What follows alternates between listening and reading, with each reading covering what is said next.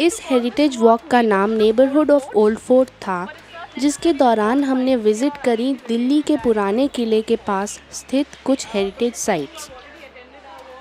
ऐसा नहीं था कि इन सभी जगहों का संबंध पुराने किले से हो। आमतौर पे हर हेरिटेज वॉक किसी एक थीम पे बेस्ड होती है, जैसे कि तुगलकाबाद के किले की वॉक के दौरान हमने तुगलक साम्राज्य, उनके द्वारा बनाए गए किले और उस समय के सुल्तानों के बारे में जाना। कश्मीरी गेट एरिया की वॉक 1857 की विद्रोह पर आधारित थी, पर इस वॉक में विज़िट करी गई जगहों को जोड़ता हुआ ऐसा कोई ठोस कॉमन थीम नहीं था। पर फिर भी वॉक लीडर ने बड़ी कुशलता से हिस्टोरिकल फैक्ट्स, जनरल नॉलेज और यहाँ तक कि फिल्मों में दिखाए गए ऐतिहासिक वाक़यों की मदद से कुछ रोमांचक और इन्फॉर्मेटिव कहानियों का ताना बाना बुना। वॉक शुरू हुई पुराने किले के पास की मथुरा रोड से। उसके बाद हम लोग गए खैरुल मनाजिल नाम के एक मस्जिद को देखने। वॉक के दौरान हम 2 सूफ़ी दरगाहों पे भी गए, जिनमें से एक जगह का नाम था मटका पीर, जहाँ पर लोग मटके चढ़ाते हैं। आप में से शायद कुछ लोगों ने पेड़ों पर बंधे मटके देखे भी होंगे। हमने बादशाह शेरशाह सूरी के समय बनाए गए भव्य लाल दरवाजे के अवशेष भी देखे।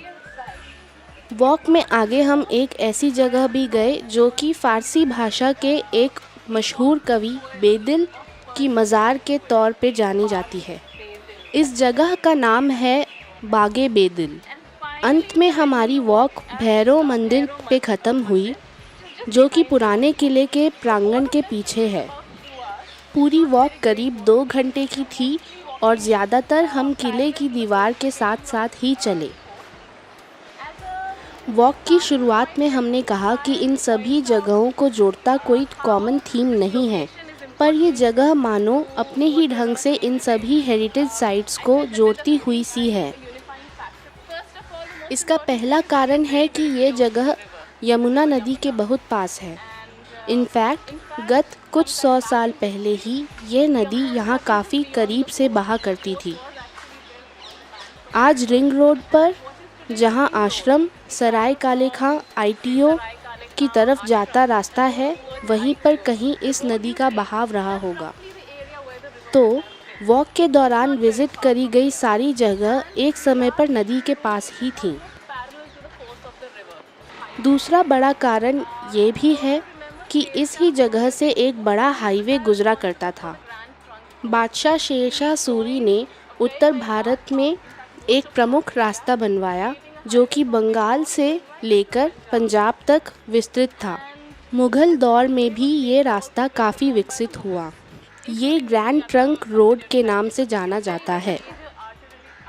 आज भी पास ही स्थित चिड़ियाघर प्रांगण के अंदर इस हाईवे के एक कोस मीनार यानी माइलस्टोन के अवशेष मौजूद हैं।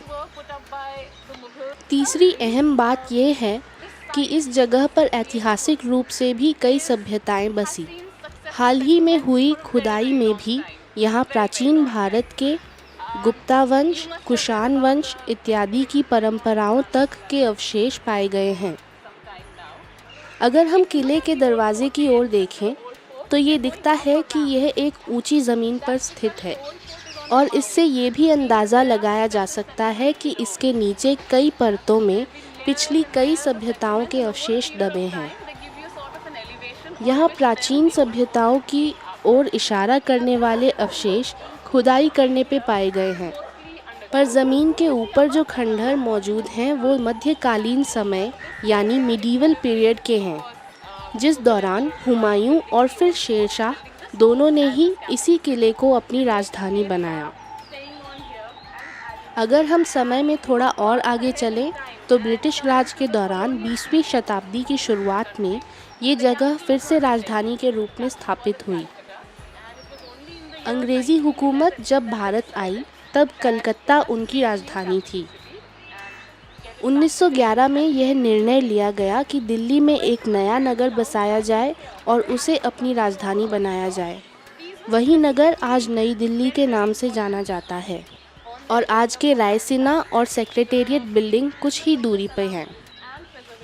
अंग्रेज़ नई दिल्ली को एक भव्य राजधानी के रूप में निर्मित करना चाहते थे और इसी के टाउन प्लानिंग के दौरान दिल्ली के प्रमुख मध्यकालीन अवशेषों का संरक्षण और इन जगहों की लैंडस्केपिंग और खूबसूरती बढ़ाने का काम किया गया।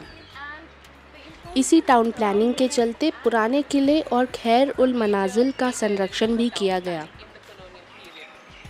किले के पास की आर्टिफिशियल झील, जिसमें आजकल बोटिंग होती है, यह भी उसी दौरान बनवाई गई थी।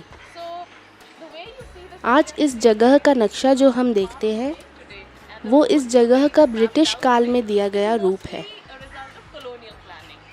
आगे आने वाले एपिसोड्स में हम देखेंगे कि किस तरह ये सारी जानकारियाँ कुछ रोमांचक कहानियों के रूप में उभर के आती हैं।